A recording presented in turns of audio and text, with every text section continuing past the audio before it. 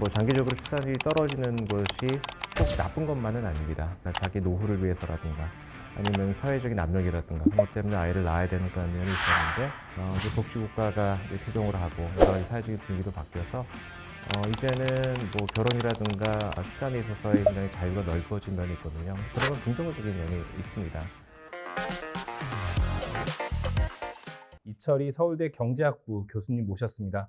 안녕하세요. 네, 안녕하세요. 교수님께서 지난해 말에 이제 인구에서 인간으로라는 책을 펴내셨는데 그 책의 내용을 보다 보면 이런 좀 어떤 학술서가 아니라 대중서를 쓰시게 된 계기로 이 한국 사회의 저출산에 대한 오해, 뭐 무지를 좀 바로잡을 필요가 있다라고 좀 써주셨더라고요. 근데 교수님께서 보시기에 지금 저출산에 대한 한국 사회의 가장 뿌리 깊은 오해가 좀 뭐라고 보시나요? 무지를 바로잡는다고 하니까 너무 대단한 일인 것 같은데 사실 그건 아니고요. 다만 그 저출산 문제가 굉장히 중요한 문제라서 널리 알려져 있고 모든 사람들이 다 거기에 대한 주장이라든가 의견을 가지고 있긴 합니다만 아직 알려지지 않은 것이 많은 것을 잘 모르고 있는 것 자체가 일단 하나의 오해인 것 같고요.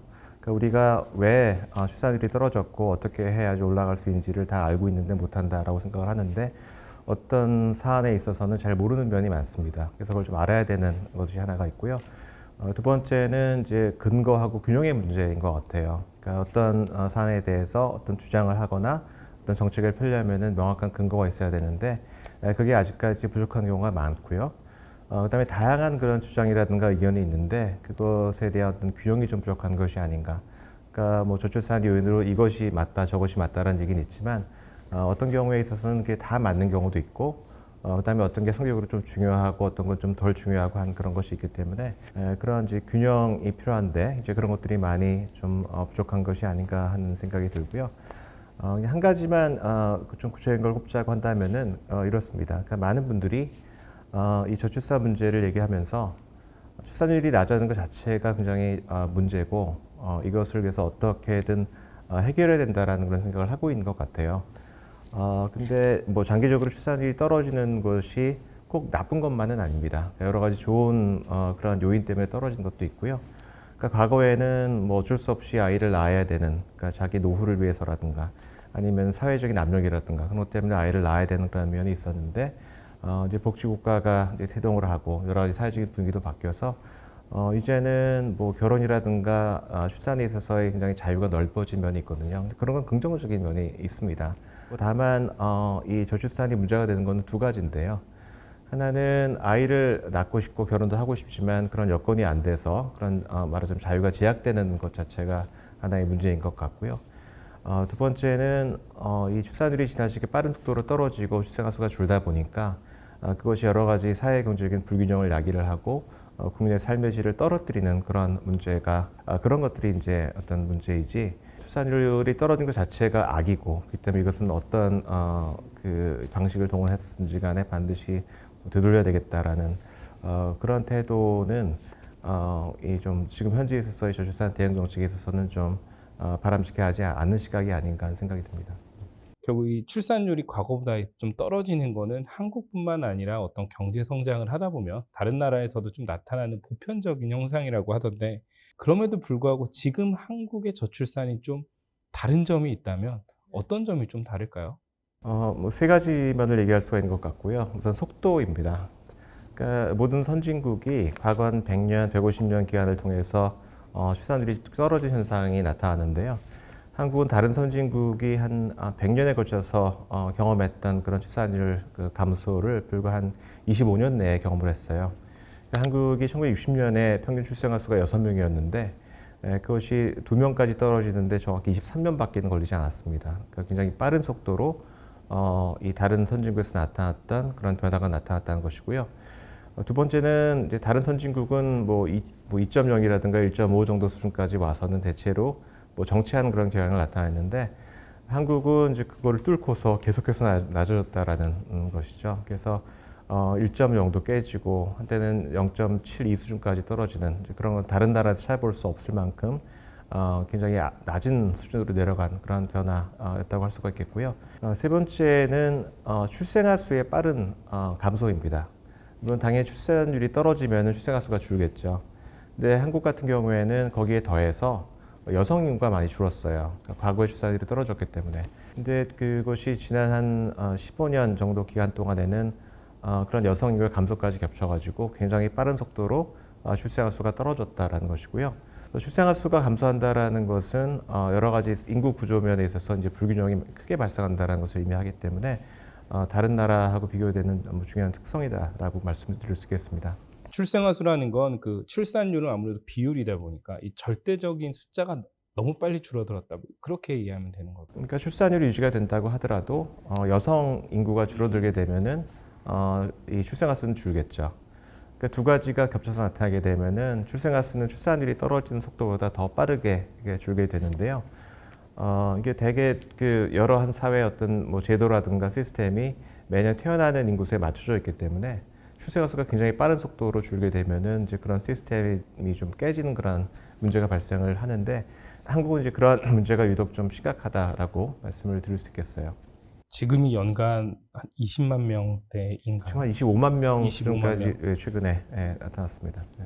출산율이나 어떤 출산 관련 지표를 보다 보면 그래도 최근에는 좀 희망적이다라는 분위기 얘기들이 나오는 게 2024년, 25년에는 이제 출생아 수도 그렇고 합계 출산율은 전보다는 올랐더라고요. 이제 좀 나아지지 않겠냐 이런 좀 기대감도 있는데 교수님께서는 좀 어떻게 보시나요? 뭐 저도 이제 그런 기대가 실현이 되면 좋겠다라고 생각을 합니다. 근데 그렇게 믿을 만한 근거가 뚜렷하지는 않은 것 같아요. 그러니까 출산율이 올라가고 출생아 수가 늘고 있고 이제 결혼이 늘기 때문에 이제 그런 것인데요. 그게 아마 내년까지도 출생아 수는 늘 것으로 예상이 되고 있습니다. 근데 그게 정말 본격적인 반등의 시작인지 얼마나 장기적으로 지속될지는 뭐 제가 보건대는 아직 확실하지는 않은 것 같고요. 그 이유를 이제 말씀드리면 이렇습니다. 그러니까 지난 한 2년 반 사이에 출생아 수가 늘어난 요인이 뭔가를 따져보면은 인구학적 요인이 굉장히 중요하게 작용을 하고 있어요. 그 얘기는 뭐냐면은 간단하게 말해서 굉장히 오랫동안 결혼도 안 하고 아이를 안 낳지 않고 미뤄왔던 분들이 이제 많이 늘었거든요. 특히 이제 팬데믹 기간 동안에 이제 그런 분들이 많이 늘었는데 그게 2021년 이후에 이제 결혼 같은 경우에는 많이 해소가 됐습니다. 그때부터 결혼을 이제 많이 미뤘던 결혼을 하기 시작했고요. 결혼을 많이 하시게 되면은 지금 결혼하신 분들 가운데에서 소위 신혼 부부, 신혼 여성의 비율이 높아지게 됩니다. 그럼 자동적으로 소위 유배우 출산율, 결혼하신 분들의 출산율이 이제 높아지게 돼 있어요. 그래서 그런 일이 지금 과거 2년 동안에 이제 진행이 되고 있는 상황이고요. 근데 이제 문제는 뭐냐면은 한번 결혼하신 분들이 또 다시 결혼한 것은 아니고요. 한 명 낳으려고 이제 마음 먹었던 분들이 아이를 하나 낳게 되면 그다음에 이제 아이를 또 안 낳을 가능성도 있습니다. 이러한 그 미뤘던 결혼을 하게 되고 뭐 그러한 그 인구학적인 변화라고 하는 것이 장기적으로 지속되지 않을 가능성이 있다라는 것이 하나의 그 이유고요. 두 번째는 이제 왜 이런 일이 발생을 했는지를 봤을 때 어떤 근본적인 변화 요인을 찾기는 좀 어려워요. 그러니까 되게 한국에서 왜 아이를 낳기 어렵는가 하는 것에 대한 요인들이 좀 있겠죠. 교육 문제라든가 주거 문제라든가 노동시장에 있어서의 뭐 취업 문제, 일자리 질 문제 이런 것들이 한국에서 아이 낳기 어려운 그러한 요인으로 작용을 하고 있다라고 얘기를 하고 있는데 지난 몇 년 사이 이제 이런 요인들의 뭐 근본적으로 변화를 살펴보면은 꼭 별로 그렇지는 않은 것 같아요. 그렇기 때문에 이게 반등세가 계속 유지가 되기 위해서는 어떤 근본적인 변화가 받쳐줘야 되는데 그게 어떻게 될지 아직은 잘 모르겠다라는 것이고요. 또 과거 사례를 보더라도 이거 좀 의심되는 면이 있습니다. 과거에 외환위기 이후에 특히 2000년부터 2005년 사이에 그 결혼과 출산이 굉장히 빨리 떨어졌어요. 엄청나게 빠른 속도로 출생아 수가 줄었는데요. 그 위에 이제 반등이 일어났습니다. 2015년부터 2010년, 11년까지 올라갔어요.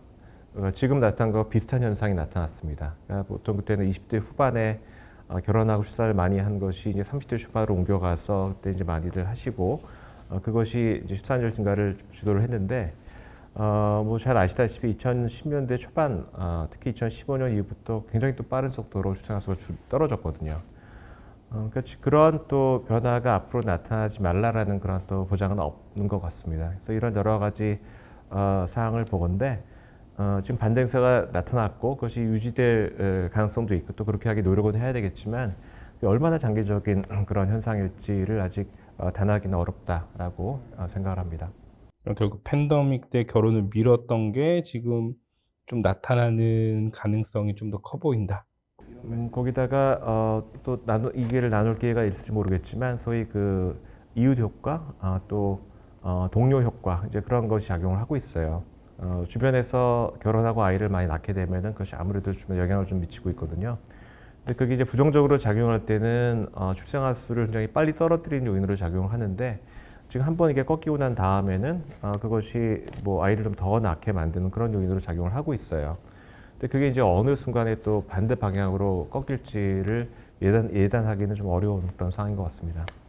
이 책에서 보면 저출산이 된 원인들을 어떻게 보면 거의 해부하듯 현미경으로 자세하게 이렇게 분석을 해 주셨는데 한국의 저출산이 다른 나라보다 유독 심각한 원인을 좀 가장 근본적이고 가장 중요한 원인을 좀 꼽자면 그 출산율 저하의 그 요인을 보면은 대개는 비슷합니다. 다른 나라들하고 다른 나라들도 한국의 그 여러 가지 저출산 요인이 많이 작용을 하고 있어요.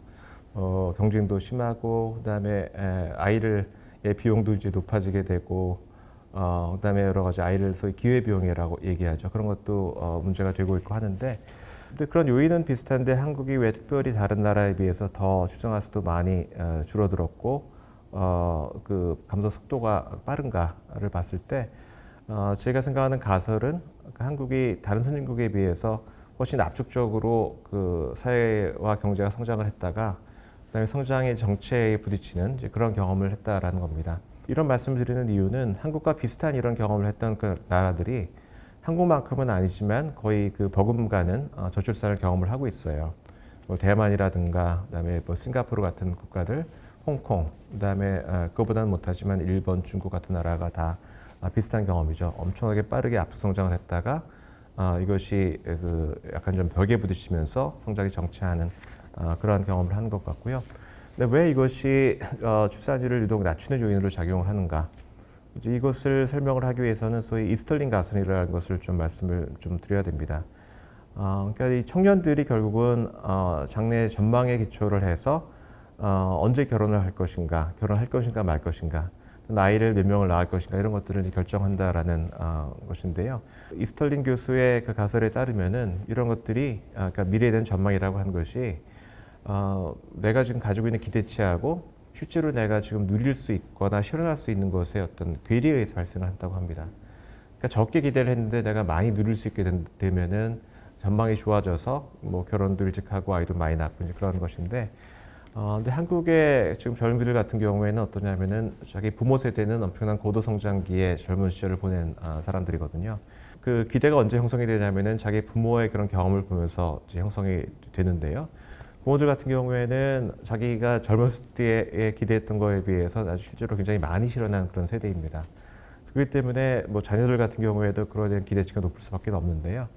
본인들이 실제로 성인에 대해서 직면하는 것은 굉장히 저성장에다가 기회도 적고 여러 가지 일자리 여건도 안 좋고 경쟁은 굉장히 심하고 이제 이런 현실이거든요. 어떤 세대 간의 어떤 경험의 불균형 때문에 젊은이들의 어떤 기대도 낮고 그래서 장기적인 어떤 그런 계획, 가족을 형성을 하고 아이를 낳는 계획을 하기가 굉장히 어려운 그런 상황인 것 같고요. 두 번째는 이렇게 사회가 빨리 변화하게 되면은 문화적인 충돌이 발생을 합니다. 그러니까 이 경제 성장만 빨리 일어나는 것이 아니라 어떤 그 사회적인 규범이라든가 문화도 많이 바뀌거든요. 그래서 이런 사회는 이제 점진적인 그 변화를 경험했던 선진국과는 달리 세대 간의 문화적인 격차가 굉장히 커요. 그래서 지금 현재는 뭐 동일한 어떤 시대에 살고 있지만 어떤 분들 같은 경우에는 굉장히 오래된 그런 문화적인 규범, 뭐 조선시대적인 그런 문화적인 규범을 갖고 계신 분들도 있고, 정말 21세기적인 문화 규범을 갖고 있는 분들도 있고, 그게 같이 공존하고 있습니다. 근데 젊은 사람들의 입장에서는 이런 문화적인 충돌이라고 하는 것이 가정에서든 직장에서든 굉장히 큰 부담으로 작용할 수가 있고요. 이것이 특히 이제 다른 가족의 구성원이라든가 어떤 사회의 다른 요인들이 섞일 수밖에 없는 뭐 결혼, 출산 이런 결정을 좀 어렵게 만드는 그런 요인으로 작용을 하고 있습니다. 그래서 이런 그 요인 때문에 대체로 한국도 그렇지만 굉장히 압축의 성장을 경험했던 많은 나라들이 지금 저출산을 경험하는 것이 아닌가 그렇게 진단을 하고 있습니다. 제가 부모님이랑 이 이슈 가지고 얘기하면 항상 싸우는 게 다 이유가 있는 거군요. 아까 이제는 어떤 이스털린에 가서 언급하시면서 어떤 부모 세대와 이런 것들을 말씀해 주셨는데 이런 말들을 꽤 몇 년 동안 회자됐던 게 지금 청년층을 가리켜서 이제 부모 세대보다 가난해질 첫 세대라는 말을 많이들 하더라고요. 그래서 이것 때문에 결국 청년들이 결혼도 안 하고 아이도 안 낳는다라고 하는데 또 한켠에서는 절대적인 어떤 풍요나 부의 관점에서 보면 어느 때보다 풍요로 하셨는데 이런 거는 너무 좀 청년층의 눈높이만 맞춘 거 아니냐 또 이렇게 불편해하는 또 반론도 있던데 요 얘기를 좀 교수님께서 어떻게 보시는지. 지금 말씀하신 것처럼 절대적인 소득 수준을 보면은 지금 현재의 소득 수준이 훨씬 높죠. 그러니까 제가 청년기에는 정말 이제 1,000불을 넘기고 몇천 불 정도 국민소득 1인당 국민소득 그 정도 수준이었는데 지금 3만 달러가 넘지 않습니까? 그다음에 그때 비교해서 여러 가지 정말 물질적인 여건이라든가 그런 것들은 훨씬 낮은 면이 있습니다. 근데 중요한 건 뭐냐면은 사람이 자기의 어떤 현재 어떤 상황을 판단을 할 때 절대적인 소득을 가지고 판단을 하지 않는다라는 것이거든요. 비교를 하면서 판단을 합니다. 조금 전에는 이제 과거 세대, 자기 아버지 세대, 그러니까 부모 세대와의 어떤 비교를 말씀을 드렸는데 다른 사람과도 또 비교를 하게 되는 것이죠. 다른 사람과 비교를 해서 내가 지금 어느 정도 위치에 와 있는가. 성적인 위치가 좋으면은 어떤 자신의 미래라든가 자기 자녀의 미래에 대해서 좀 긍정적인 평가를 할 수가 있겠죠. 그런데 그런 것이 주로 뭐에서 영향을 받냐면은 지금의 절대적인 소득 수준보다는 성장률, 얼마나 사회가 빨리 바뀌고 내가 지금보다 내일, 그다음에 10년, 20년 후에 나의 어떤 여건이 더 나아질 것인가 하는 그 기대에 의해서 영향을 더 많이 받을 수가 있겠죠. 그래서 방금 말씀하신 것처럼 소득 수준으로 봐서는 지금 훨씬 낮지만 성장률로 본다고 한다면은 굉장히 지금 낮은 상태죠. 지금 젊은이들의 부모 세대는 1980년대에 뭐 대학교 다니고 취업도 했던 그런 세대인데요. 그때는 한국의 연평균 경제 성장률이 7%, 8% 하던 그런 시대죠. 근데 지금은 좀 2% 남짓 되는 그런 상황이고요. 그렇기 때문에 이런 성장률에 반영된 어떤 앞으로 내 삶이 얼마나 낮을 것인가 하는 기대치가 굉장히 좀 낮은 그런 상태이고요. 그리고 과거에 비해서는 훨씬 더 지금 어떤 소득 불평등이 또는 자산 불평등이 좀 심해진 세대입니다. 그다음에 이동성도 약화됐고요. 과거에는 젊을 때 자기가 뭐 지금 돈이 별로 없다 하더라도 내가 얼마나 노력해서 많이 올라갈 수 있다라는 그러한 기대를 갖고 있었는데 그런 이동성도 약화가 된 상태이고요. 그래서 이런 좀 동학적인 관점에서 본다고 한다면은 훨씬 좀 지금 젊은 세대가 과거 소득은 비록 지금 높을지 모르지만 과거 뭐 제세대 지금 사람들의 부모 세대에 비해서는 미래의 전망이 굉장히 낮을 수밖에 없고 자기의 어떤 현실에 대한 어떤 판단이 좀 부정적일 수밖에 없지 않나 이제 그런 생각을 합니다.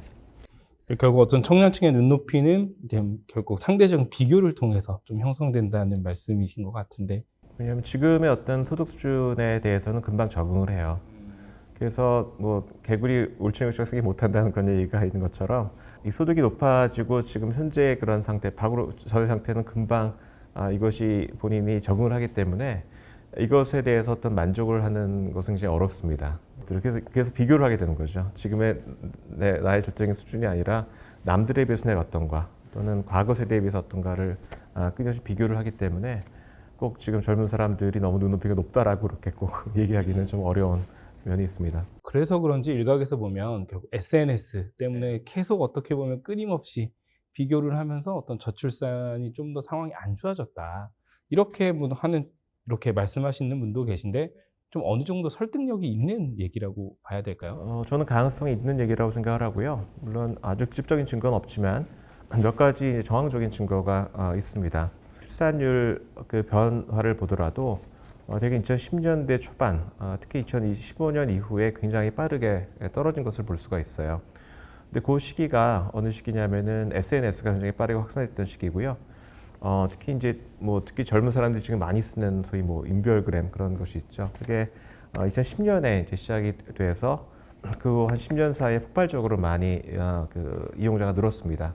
근데 저도 그걸 쓰지 않기 때문에 잘 모르지만 그게 다른 어떤 SNS에 비해서 다른 사람들의 어떤 삶을 잘 이렇게 들여다보면서 이렇게 비교가 되는 이제 그러한 거라고 얘기를 하더라고요. 그래서 그런 것이 하나 있고 제가 최근에 한 연구는 이웃 효과 또는 그 동료 효과에 관한 연구예요. 그러니까 그 얘기는 뭐냐면은 다른 조건이 같을 때 자기 주변에 있는 사람이 결혼도 하고 출산도 하면은 그 영향을 받아서 나도 이제 그런 결혼 출산 가능성이 높아지는가 하는 그런 연구거든요.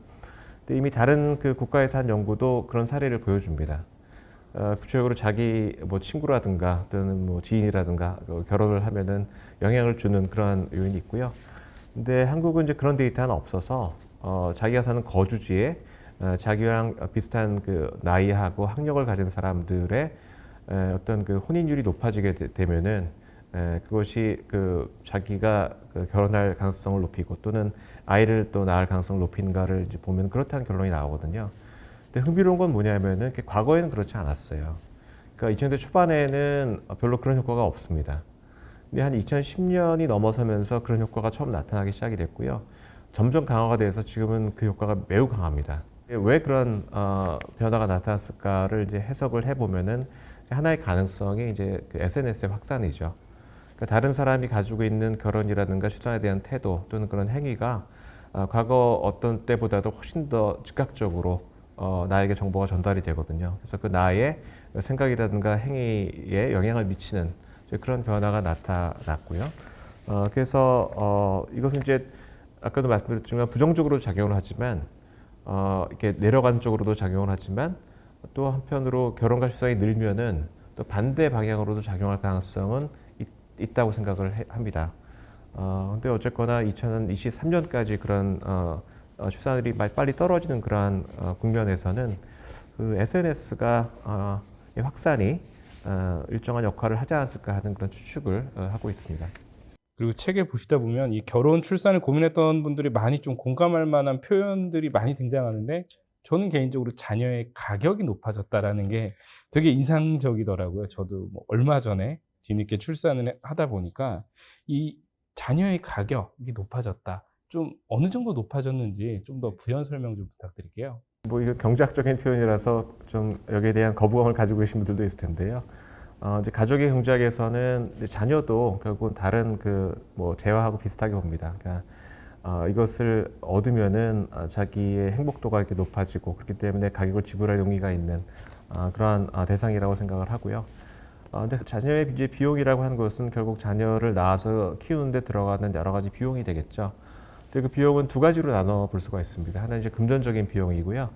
다른 하나는 이제 기회 비용입니다. 금전적인 비용은 정말 아이 낳게 되면은 뭐 기저귀도 사야 되고 분유도 사서 먹여야 되고 하는 것이 있고, 근데 그런 것보다 지금 훨씬 더 중요한 거는 아이를 낳게 되면은 아이를 키울 수 있는 이제 큰 집으로 이사도 가야 되고, 또 아이의 교육 여건이 좋은 곳으로 또 이사 가는 것이 좋고, 그다음에 요새는 또 사교육비 굉장히 많이 들죠. 아이 교육비가 굉장히 많이 들고, 이런 것들이 이제 주된 그 비용이고요. 한국의 경우에 그 자녀의 비용이 굉장히 많이 높아진 제일 주된 이유는 결국은 주거 비용의 증가하고 교육 비용 증가인 것 같습니다. 뭐 잘 아시다시피 2000년 이후에 우리나라의 주택 매매 가격, 전세 가격 다 굉장히 많이 올라갔죠. 그렇기 때문에 그 아이를 낳아 기르는 그런 비용이 이제 커졌고요. 그다음에 사회 전체적으로도 이제 노동시장에서 그 변화가 시작이 됐지만 굉장히 경쟁이 좀 심해졌어요. 그러니까 좋은 일자리, 나쁜 일자리의 어떤 차이도 커졌고, 그래서 아이를 낳았을 때 아이가 실패했다가는 잘못하면 2등심이 3등심이 될 수도 있겠다는 그런 좀 불안감을 느끼게 될 것 같고요. 그렇기 때문에 결국은 아이를 교육을 잘 시키고 좋은 대학, 좋은 그 인기 학과에 보내서 성공을 시켜야 되겠다라는 그런 의지가 굉장히 강하죠. 더더군다나 이제 그럴 여력도 굉장히 많이 생겼고요, 많은 분들이. 그래서 또 사교육비가 엄청나게 또 많이 늘었습니다. 과거 몇 년 사이에. 그래서 이런 것들이 결국은 아이를 낳아서 키우는 비용을 굉장히 높이는 그런 요인으로 작용을 했고요. 또 그에 못지않은 그런 변화가 기회비용입니다. 기회비용이라는 것은 돈이 들어가는 것은 아니지만 아이를 낳아서 키우기 위해서는 내가 뭔가 다른 것을 포기할 수밖에 없는 그런 비용이거든요. 특히 이거는 이제 여성분들에게 많이 나타나죠. 아이 키우기 위해서 자기 경력을 포기하거나 아니 경력을 굳이 포기하지 않더라도 회사에서 충분히 자기가 더 잘할 수 있었는데 이제 그렇게 못하는 그러한 것이 이제 여성들이 체험하는 어떤 그 비용일 수가 있고요. 요즘 이제 남성들도 이제 그럴 수 있겠죠. 육아를 많이 분담도 해야 되고 하기 때문에 회사에서 굉장히 열심히 경쟁을 해서 자기가 승진도 해야 되는데 그게 좀 어렵게 만드는 그런 요인으로 작용할 수가 있죠. 어쨌거는 우리나라의 일가정 양립이 아무래도 좀 여러모로 좀 미진한 면이 있고 그렇기 때문에 이제 그런 것인데요. 근데 이제 과거하고 비교했을 때 그 가정이라든가 직장에서의 그래서 여성들이 느끼는 그런 불리함은 좀 완화가 됐을 가능성은 있어요. 근데 제가 보건대는 그 여성분들의 스스로의 변화, 그다음에 여성분들이 가진 기대 그 변화에 비해서는 너무 느리게 변하고 있거든요. 지금의 여성분들은 그래서 굉장히 그 커리어에 대한 어떤 그 애정도 강하고 또 그럴 수 있는 준비도 잘 돼 있는 상황이거든요. 뭐 지금은 그래서 오히려 소위 그 결혼과 출산의 페널티라고 해서 결혼하고 출산을 하게 됐을 할 때 또 여성분들이 그 경험을 하게 되는 여러 가지 그 불리함이 훨씬 더 커진 그런 상황이라고 생각이 되고 있고, 그래서 이런 그 기회 비용의 증가도 아이를 낳기 어려운 요인으로 작용한 것이 아닌가 생각합니다.